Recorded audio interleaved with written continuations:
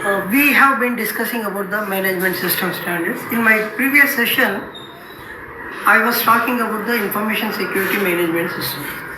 That is ISMS as per the international standard ISO 27001.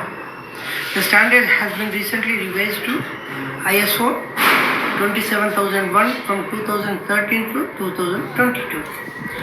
Like I said, not many changes are there with respect to the total content, but some additional controls have been done. Although the number earlier was more than 130, now it is 94. We have been discussing about the management system standards. In my previous session, I was talking about the information security management system. That is ISMS as per the international standard ISO 27001. The standard has been recently revised to ISO 27001 from 2013 to 2022. Like I said, not many changes are there with respect to the total content, but some additional controls have been done. Although the number earlier was more than 130, now it is 94, but the more controls are incorporated in this 93. Now let me briefly talk about the implementation, how you wanted to implement, how you wanted to go about for the certification process. ISMS, like any other management systems, has certain clauses on there. To implement this, what all you need is, first you should understand the content of the system. This is a system where your total information is supposed to be protected from various threats. That is a fundamental thing you should understand. And to ensure that protection, there are certain managerial issues, management issues you need to work about it. To involve all your employees and have a top management commitment and proper interaction with the concerned sections or concerned departments. Here in management system with ISMS, we have about 10 clauses are there, and the first 3 clauses normally they talk about the scope. Here the scope means how exactly this ISMS is applicable to you, be it is a small industrial organization or a big industry organization. What exactly your intent of protection, that is what you have to specify in your scope. How far this ISMS is applicable to you. Then you need to refer to various references, that is under references. Then you have to define various terms and definitions for your ISMS. Like in information sector, be it a purely information related like a computer related or IT, or be it any other organizations like a banking or even defense. So you have to define certain terms which you are using in your organization for implementation purpose. Once you are familiar with these 3, the foremost important is that you should understand the requirements of your organization, which we are discussing in the context of organization. That is under the clause 4 of the standard. It talks about what is the context of your organization. In the context, first you should understand what is exactly the work your organization is doing, who are the interested parties. You have to identify the interested parties. You have to identify the issues related to your information security, be it is internal or external.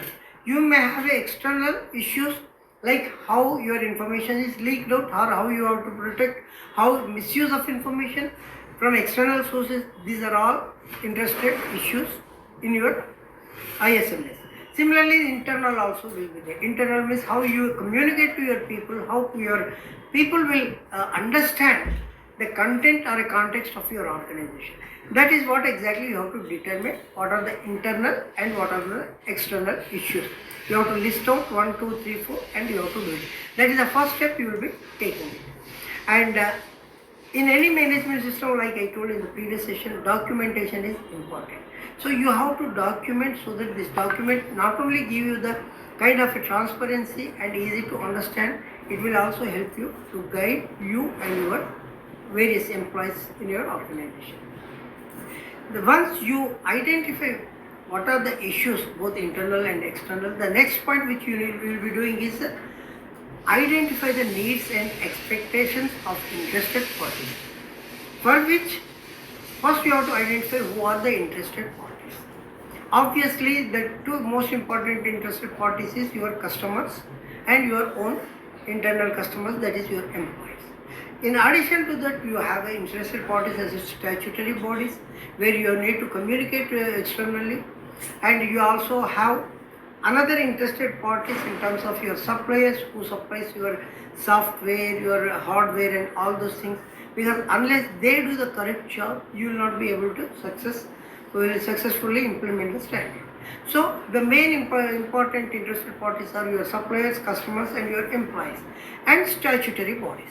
In addition to that, you may have other type of contractors, other type of any associates, subcontractors, all those things will be there. So here you need to identify the each interested parties and understand what are their needs and expectations from your organization with respect to implementation of the information security management system. That is another thing.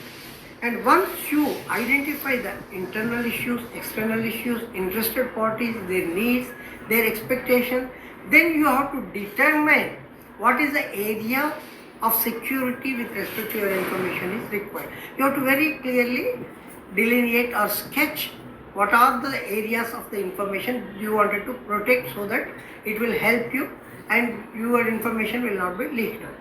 That is the most important thing.